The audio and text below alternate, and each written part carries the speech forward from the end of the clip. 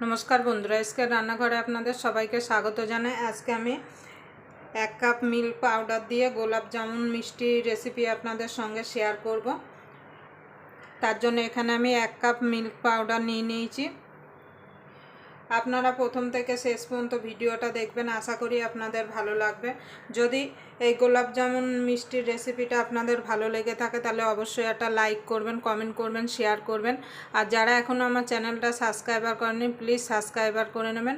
আর পাশের বেল আইকনটি অবশ্যই বাজিয়ে দেবেন আমি যখন কোনো নিত্য নতুন রেসিপি আপলোড করব সবার আগে পাওয়ার জন্য।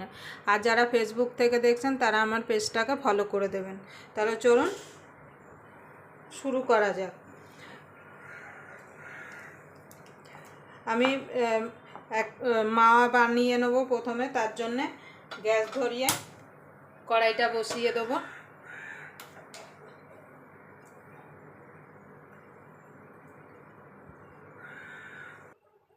তার জন্য এর মধ্যে দিয়ে দেব একটুখানি ঘি।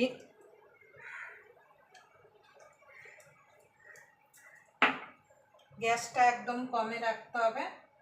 আর এখানে 1 বাটি দুধ নিয়েছি, দুধটা দিয়ে দেব।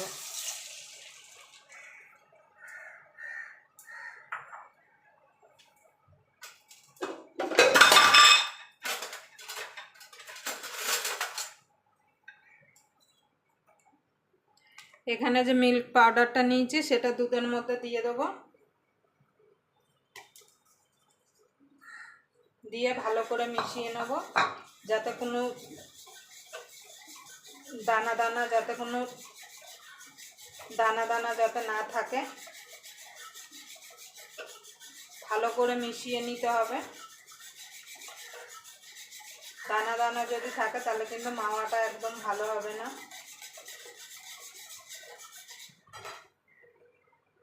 দেখুন বন্ধুরা, আমার এখানে মিল্ক পাউডারটা ভালো করে মেশানো হয়ে গেছে। দেখুন একটু দানা নেই, ভালো করে মিশিয়ে নিয়েছি। এবার এটাকে যতক্ষণ না মাওয়ায় পরিণত হবে ততক্ষণ এটাকে জাল দিয়ে নিতে হবে।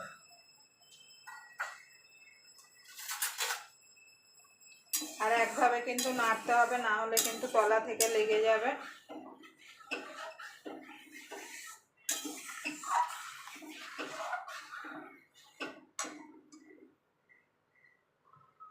দেখুন বন্ধুরা, এখানে আমি মিল্ক পাউডার দিয়ে করছি। আপনারা চাইলে শুধু লিকুইড দুধ দিয়েও এখানে খোয়াটা বানিয়ে নিতে পারেন, কিন্তু মিল্ক পাউডার দিলে খোয়াটা কিন্তু তাড়াতাড়ি তৈরি হয়ে যায়। আর মিল্ক পাউডার দিলে কিন্তু মিষ্টি যে গোলাপ জামুনের যে স্বাদটাও কিন্তু খুব ভালো আসে। এটা যতক্ষণ না শুকিয়ে যাবে, যতক্ষণ খোয়াটা তৈরি না হবে ততক্ষণ এটাকে জাল দিয়ে নেবো। জাল দিয়ে একদম শুকিয়ে নিলে হবে না, তাহলে কিন্তু আবার ঠান্ডা হলে খুব শক্ত হয়ে যাবে। দেখুন বন্ধুরা, আমার খোয়াটা প্রায় হয়ে এসছে। এবার আমি দিয়ে দেবো এর মধ্যে একটুখানি চিনি।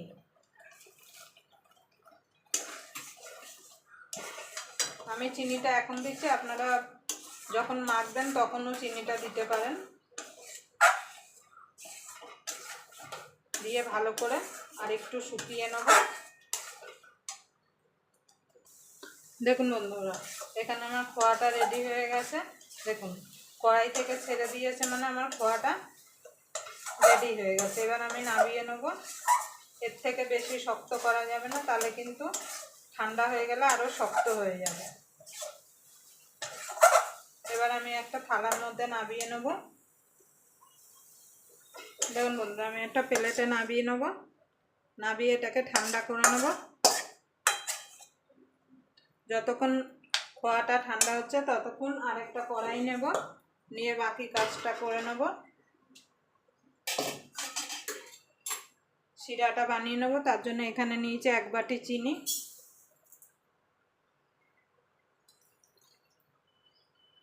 দিয়ে দেবো 1 বাটি জল। এখানে কিন্তু শিরাটা খুব পাতলা হবে না,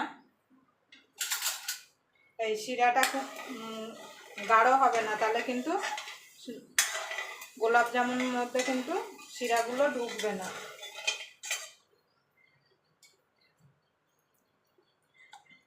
খোয়াটাকে আমি ঠান্ডা করে নেব। দেখুন বন্ধুরা, 2টা এলাচ দিয়ে দেবো ফাটিয়ে। শিরাটা চিনিটা গলে যাওয়ার পরে 3 থেকে 4 মিনিট মতো ফুটিয়ে নেব। একটু চ্যাটচ্যাটে ভাব হলেই হয়ে যাবে শিরাটা।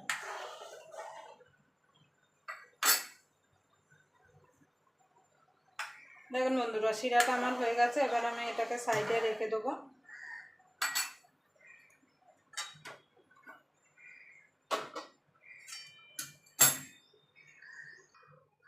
দেখুন বন্ধুরা, 1 চিমটি দিয়ে দেবো খাবার সোডা।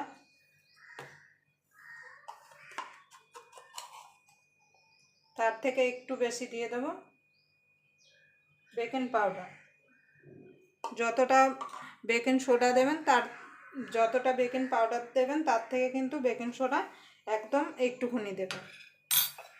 দিয়ে এই দুটোকে একটুখানি জল দিয়ে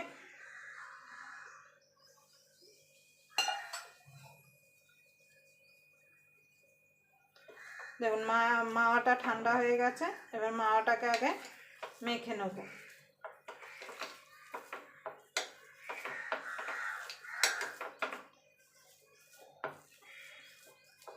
এর মধ্যে দিয়ে দেবো এলাচ গুঁড়ো।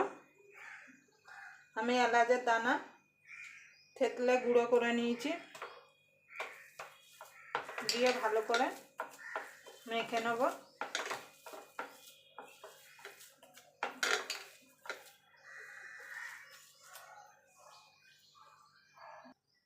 এবার দিয়ে দেবো ময়দা। আমি 2 চামচ ময়দা দেবো, বেশি ময়দা দেবো না। দিয়ে ভালো করে ময়দার সঙ্গে খোয়াটাকে মেখে নেব।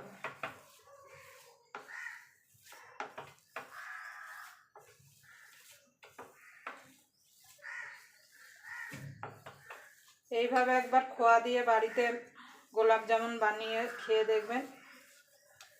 খেতে এত সুস্বাদু হয় যে অন্য কোনো গোলাপ জাম খেতে ভালোই লাগবে না।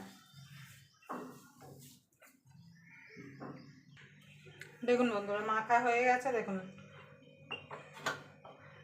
প্লেট থেকে সব উঠে এসছে, তার মানে আমার মাখাটা ভালোভাবে হয়ে গেছে। এবার আমি গোলাপ জামুনের শেপটা দিয়ে নেব। হাতে একটু ঘি মেখে নেব। দেখুন আমি এরকম সাইজ করছি, আপনারা আপনাদের পছন্দ মতো সাইজটা করে নেবেন। এইভাবে আমি সব গোলাপ জামুনগুলো শেপ দিয়ে নেব।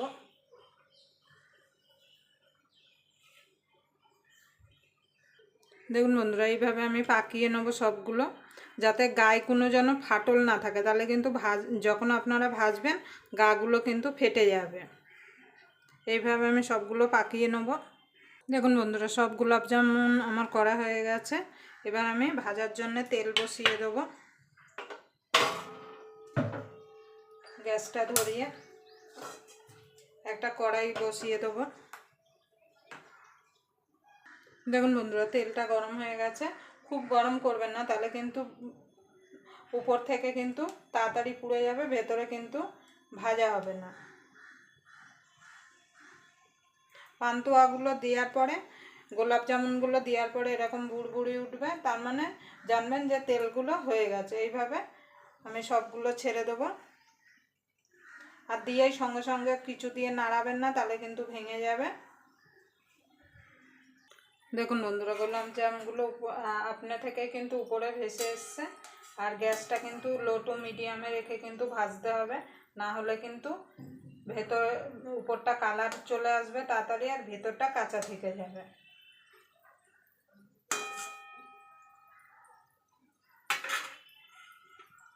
দেখুন বন্ধুরা, কি সুন্দর আস্তে আস্তে কালার চলে আসছে। এই টাইমে গ্যাসটা একটু বাড়িয়ে গোলাপ জামুনের কালারগুলো নিয়ে আসতে হবে।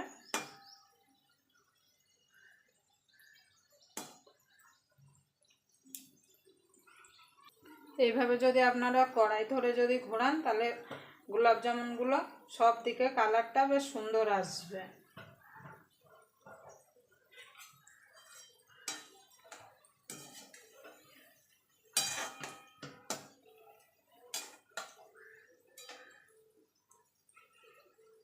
দেখুন বন্ধুরা, গোলাপ জামুনগুলো আমার হয়ে গেছে। এবার আমি তুলে রসে দিয়ে দেবো। এর থেকে বেশি কালার করব না, তাহলে কালো জাম হয়ে যাবে।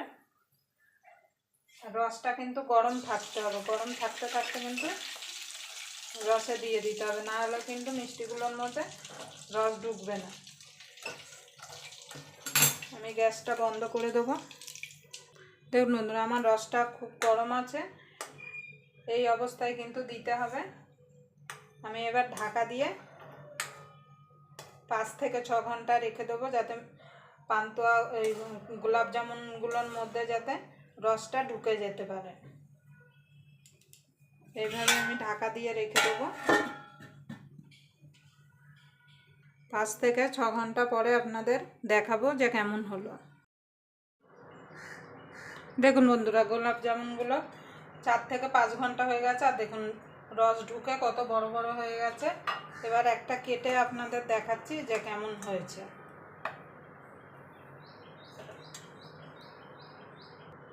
দেখুন বন্ধুরা, কতটা নরম হয়েছে, আর দেখুন ভিতরটা কতটা জালি জালি হয়েছে। দেখুন কতটা নরম হয়েছে, আর কোনো ভেতরে কিন্তু দানা দানা মানে শক্ত নেই, কিন্তু সুন্দরভাবে কিন্তু রস ঢুকে গেছে। আপনারা অবশ্যই এইভাবে একবার বাড়িতে বানিয়ে খেয়ে দেখবেন। এইভাবে যদি বাড়িতে গোলাপ জামুন বানিয়ে খান, তাহলে আর দোকান থেকে কিনে খেতে হবে না। আর এইভাবে খোয়া ক্ষীর দিয়ে যদি বাড়িতে গোলাপ জামুন বানান, তার স্বাদটাই কিন্তু আলাদা হয়। আবার আপনাদের সঙ্গে নতুন রেসিপি নিয়ে দেখা হবে। ততক্ষণ পর্যন্ত আপনারা ভালো থাকবেন, সুস্থ থাকবেন।